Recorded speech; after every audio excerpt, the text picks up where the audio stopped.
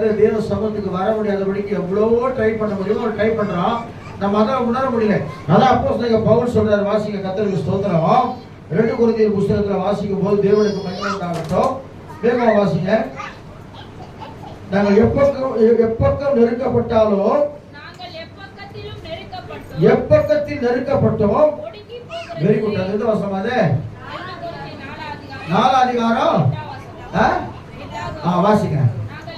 நாங்கள் எப்பக்கம் நெருக்கப்பட்டாலும் ஒடுங்கி போகிறதில்லை, கலக்கம் அடைவதில்லை, கலக்கம் அடைந்தும் மனம் முறிவடைவதில்லை, துக்கப்படுத்தப்பட்டோம் கைவிடப்படுவதில்லை, கீழே தள்ளப்பட்டோம் மடிந்து போவதில்லை. ஆமென் ஆமென். மரணத்தை எப்போதும் ஆமா ஹல்லேலூயா சொல்லுவோமா?